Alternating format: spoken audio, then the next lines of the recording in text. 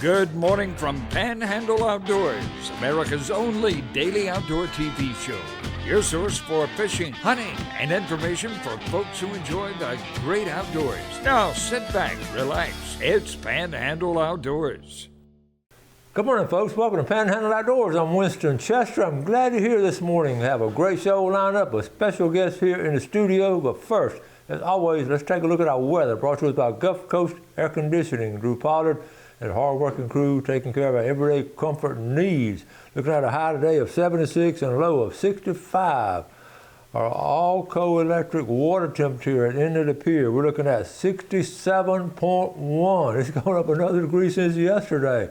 I'm going to make out a chart for you. I'm going to quit talking about it, just show you the chart of what I'm talking about, okay? Our river readings brought to us by Panama City, Coca-Cola, good folks down there. The Apalachicola Bluntstown reading a 8.2. And we're getting ready to hopefully get a little bit of rain coming in soon, but it's been nice and level, and it's been really good fishing. The Choctaw at Carabel, it's reading right now 4.9, so both rivers are in really good shape for fishing, getting ready for the weekend. Tide chart brought to us by Kent Parslon. Decent tide today, pretty good tide today, tomorrow. This weekend not too strong, but low tide this morning, 7:35, and a high tonight at 10:15. And folks, we're going to have some wind. We're going to have some of this March wind in February. It's coming in south at 15 to 25. All right, so be prepared for it. Don't get over on the north end of the bay if you got that south wind coming at 15 to 25 or Lake Seminole. Let's take a break. We'll be right back with our guest.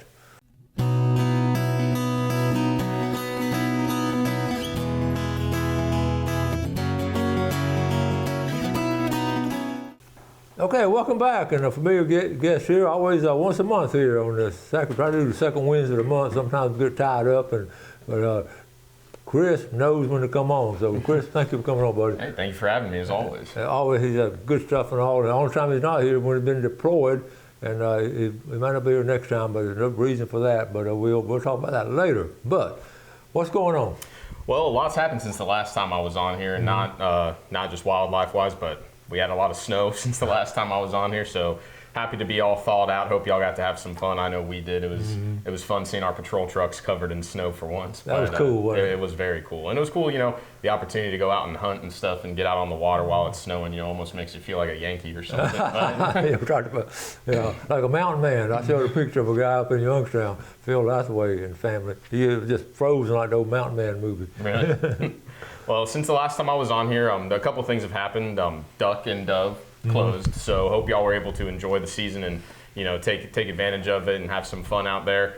We still are in the thick of deer season, but we've got till the end of the month, so you still got a couple more weeks to go out there and try to tag out your entire bag limit. So general gun is going to go through February 23rd. And then the 24th through March 2nd is going to be your muzzle loader. So you have until the 23rd to go out there and try to get some more deer with general gun if that's what you'd like to do. And then that last week of muzzle loader. So you still got some time. I don't know if you want to maybe try to go kill something and have Happy Valentine's Day. I got some deer meat in the freezer or something. Well, speaking of that, we always our Super Bowl party. We don't go out and party, but Gail and I had some deer sausages on the grill for the Super Bowl party. That's a big deal. I bet it was a big hit. It was.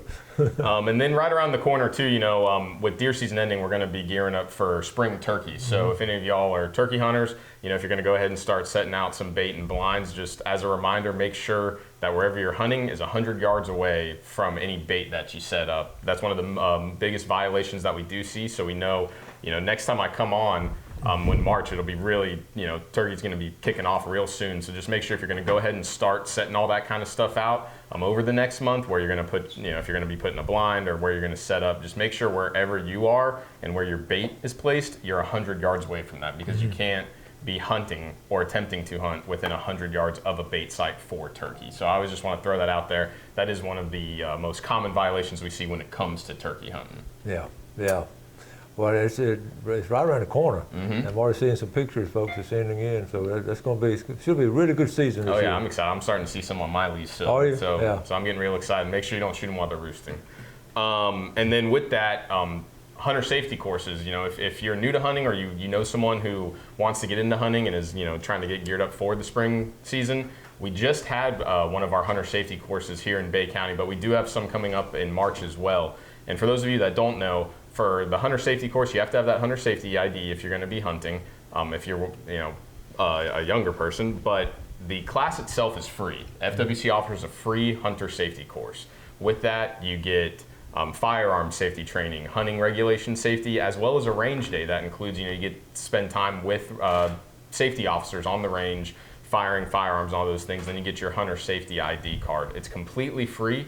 And, we really encourage it to people, even if you're just on the fence about hunting, go ahead and take that class, because even not the hunting stuff, but a lot of firearm safety too as well, which is really good. And, some of the benefits with that hunter safety card, not only can you go hunting, but also too, that card allows you to buy rifles and shotguns and take them home the same day. You don't have to wait the waiting period. And also too, a lot of people take the class because that hunter safety ID card actually can be used for a concealed carry permit. Now, that doesn't mean you just don't have to get your concealed carry permit, but all of the safety that goes on with the hunter safety course, plus the range day of actually firing the firearms, qualifies for the concealed carry permit. So all you have to do is take your hunter safety card down to the office and say, hey, I want my concealed carry permit, and they'll snap your photo and you pay for it. And so that's just one of the benefits of the hunter safety, but wanted to throw that out there because a lot of people don't even know that we offer these free hunting safety courses. And we've got them coming up, and go ahead and get it on the books. Sign up myfwc.com, if you want to partake in spring turkey or get a jump on next year. So. Wow, that's interesting. I didn't know you could present the card and get concealed carry.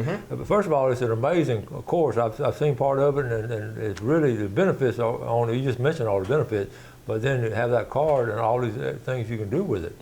That's absolutely awesome. Yeah, and so because you get on or hands-on firearms, training, as well as all the same safety information you would get with a concealed carry class. So don't feel like if you want to get your concealed carry, you have to pay for a class or anything like that. We do it out here at Steelfield. I know they do it in Escambia, Jefferson, Leon, and at any of our FWC managed ranges, we offer them for free. So myfwc.com, you can sign up for free. That is cool. That's cool. Hey, y'all pay attention to that. Some of y'all need to take that anyway. All right, let's take a break. We'll be right back.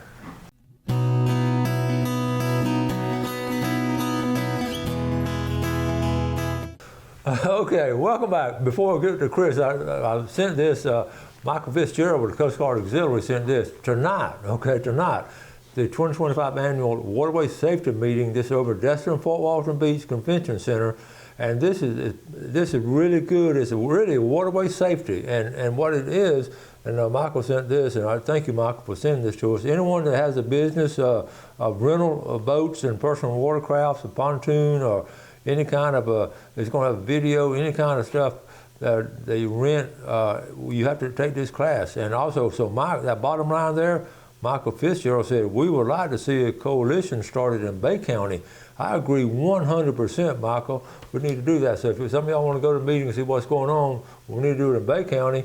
And I don't know if Gulf County's not renting that much now, but anyway, that's important that everybody knows what they're doing. It's very important. I mean, especially in our area, when you're out on the water during summertime, we have so many rental vessels.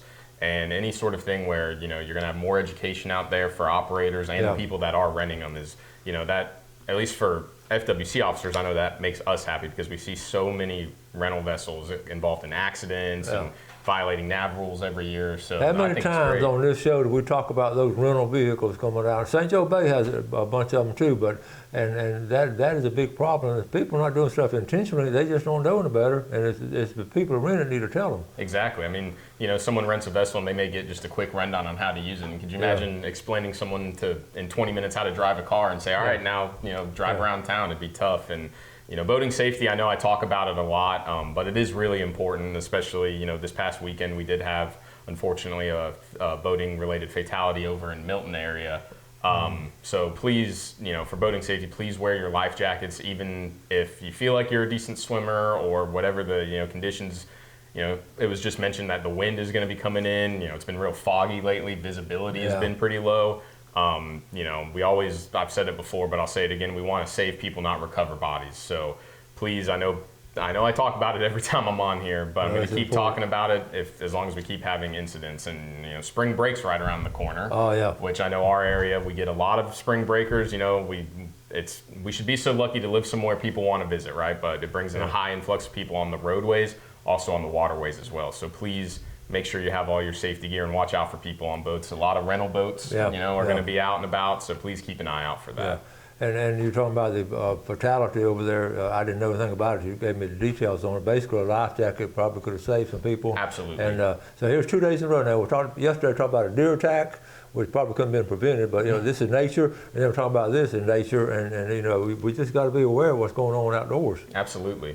And speaking of being aware of what's going on outdoors, our commission meeting is coming up. The FWC commission meeting. For those of you who don't know, our FWC has 7 commissioners, and they meet 4 times a year, and those are the ones who, will enact rules and regulations that deal with hunting, fishing, our waterways, all that kind of stuff.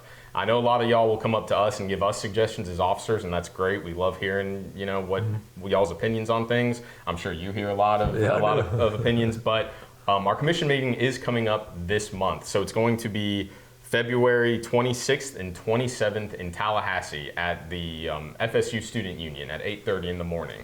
Now, these are open to the public, so if y'all are able to go and y'all want to give your opinions or suggestions on different rules and regulations, please go. If you can't go in person, go to myfwc.com, and right now, right on our front page, we have a link where you can get suggestions to our commissioners. You hear that classic phrase of, well, call your local congressman. People always say that. Well, you can get right in front of the face of all of our commissioners.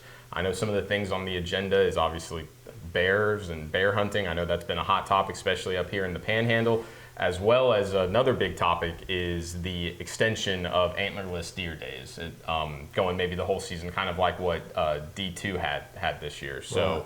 We want to hear from y'all. Every resident and even non-residents who come down and partake in all this, we all have skin in the game. Y'all have skin in the game because y'all like to go outdoors and enjoy. I have skin in the game because I like to go outdoors and enjoy, and I am the one that, holds people accountable for rule violations. So please, if you are able to, go to the commission meeting. They're really cool. You can kind of see how the sausage is made, so to speak, and see why certain rules are enacted and everything, because they don't just take stuff from the public, they take, field reports from our biologists and all that kind of stuff, and why certain things get passed or don't, and the certain numbers they see. So it's really interesting. If you are able to go, I highly encourage you to go because it is open to the public. And I've been to several of these over the years and all, and they really are well run, and it's really good feedback, a real good dialogue between the people talking and the commissioners. I've been impressed. And then out in the hallway, always talk out in the hallway about what's going on with it.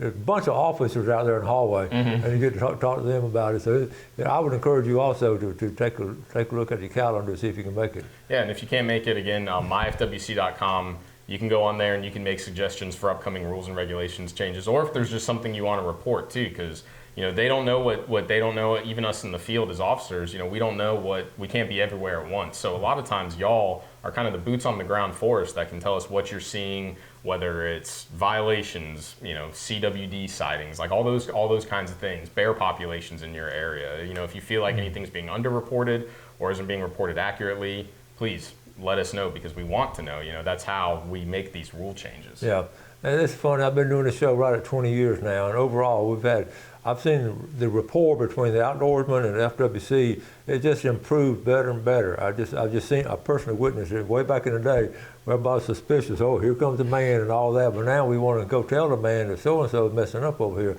I wish I had a graph of all that. I've seen the relationship in our community here in the Panhandle improve so much on behalf of both the officers and the outdoorsmen. So that's been something nice for us. No, yeah, it's real encouraging too. I mean, that synergy between FWC and the public is really what will make us successful and be able to make sure that every generation, in the future gets to enjoy everything. So again, February 26th and 27th at 8:30 a.m. at the FSU Student Union. So it's going to be over in Tallahassee. Please, if I'm going to be there. If y'all are there, please come say hello. And I'd love to hear what y'all have to say as far as rules and regulations, because I think 2025 is going to bring a lot of good change, a lot of things that people have wanted on the books for a while. And so, come out to the meeting, and we'd love to hear from you. That's a great opportunity to do that, especially if you're over in that area. But the agenda now is already set, right? Yes. Okay. So. And you can see the agenda on our website too. Yeah. If you just go to myfwc.com, there's a tab for the commission, and you can see in the future where the future commission meetings are going to be. Yeah. We have them 4 times a year. I think the next one is in Ocala, and I think that's going to be in May. They do them all over the state, obviously, because Yeah, our they state, rotate them. exactly. I mean, our state's very diverse as far as different areas. So Yeah. And I remember looking at the agenda. I think they had some bear hunting information on there too. So all this, things y'all are interested in will be covered with it. Okay. All right, take a final break. We'll be right back.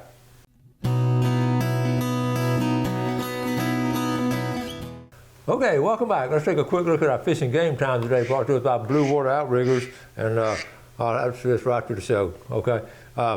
Okay, we're looking at one time, 11:09 to 1:09, the full moon tonight. That's why you have one time feeding time. They're going to feed midnight, and then they're going to feed right in the middle of the day. Sounds good, don't it? Sounds good. Okay, case of the month. We're all going to talk about case of the month, and you sent a good one here. Let me get this picture pulled up.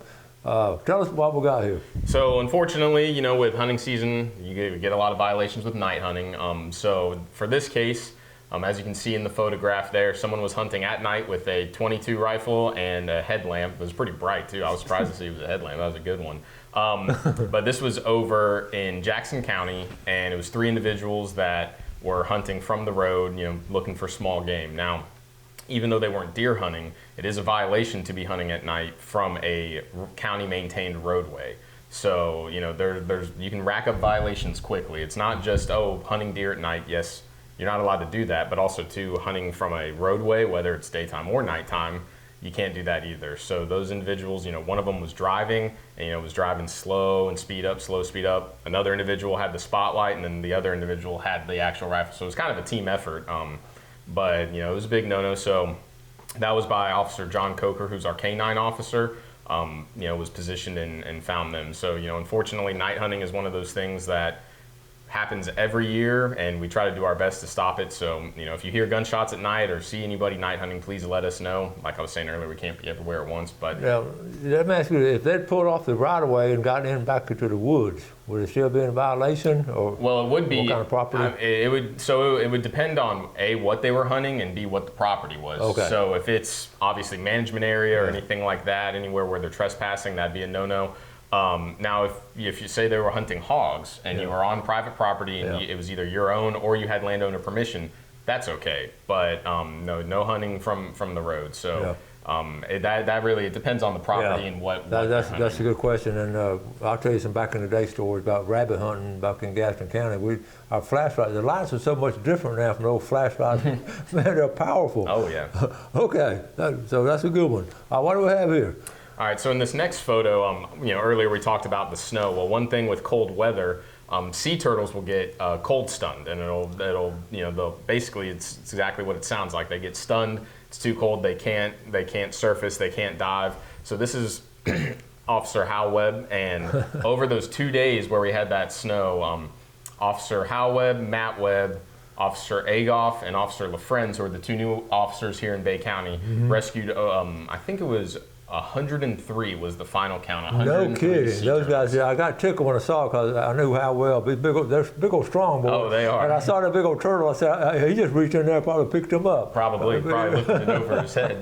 But yeah, it's a great showcase of, even if we're not just enforcing, lawbreakers, then we can get out there and help the wildlife as well. So yeah, over those 2 days, 103 sea turtles rescued, and when they're cold stunned, what we'll do is we'll pick them up and then we'll take them to an FWC licensed rehabber that's able to treat these turtles and help them out. So we do handle some stuff in house, but also for any animals, FWC, we have licensed rehabbers that we will take animals to. So 103 sea turtles.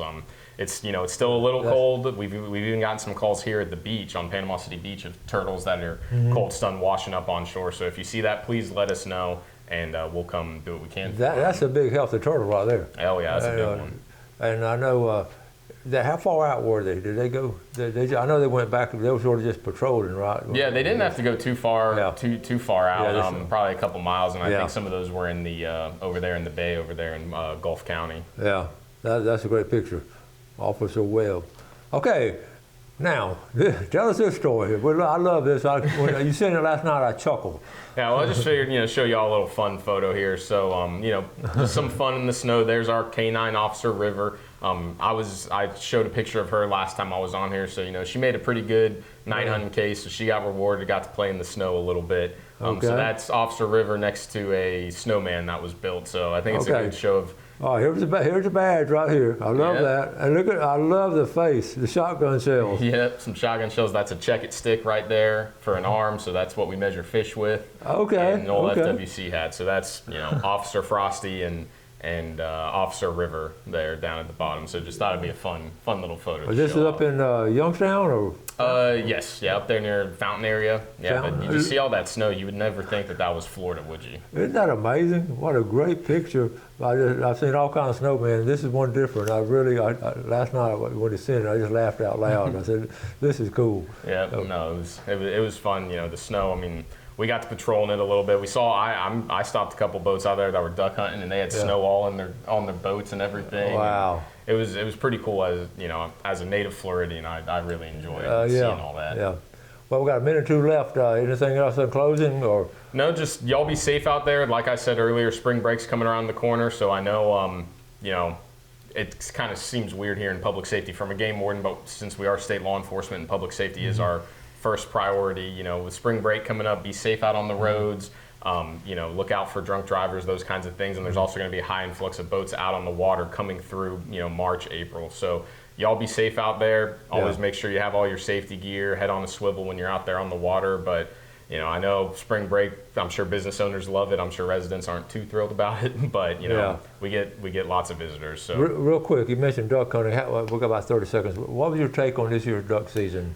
Seemed a little slow. Everybody has told me that. I didn't want to hear from you guys. Yeah, from what we got in the field, from vessels we stopped and what we saw personally out there duck hunting. Yeah, it did seem a little slow. I don't, and especially with that big cold snap, I figured, hey, we might get a lot of movement coming down, but yeah, it seemed kind of slow this year. Okay, and that's some of the results I got. Also, we got you won't be here next time, right? But then you're going to be out of town. You think it'll be next month? Yeah, so next month in March I will be out of town. So I'll try maybe an old face. Maybe I'll be able to get Travis in here. I'm not sure. And bring some pictures from your trip and all for the next time and all. I will. Maybe I'll do some fishing. Okay, well, we got to wrap it up for today. Officer Chris Bowden, always thank you for coming on. Thank you. Y'all do something good for someone else today. Have a great day. Enjoy the outdoors. Let's take care of it, and God bless. Thanks for watching America's only daily outdoor TV show, Panhandle Outdoors with Winston Chester, featuring hunting, fishing, and other activities and information to help you enjoy the great outdoors. Join us next time for Panhandle Outdoors.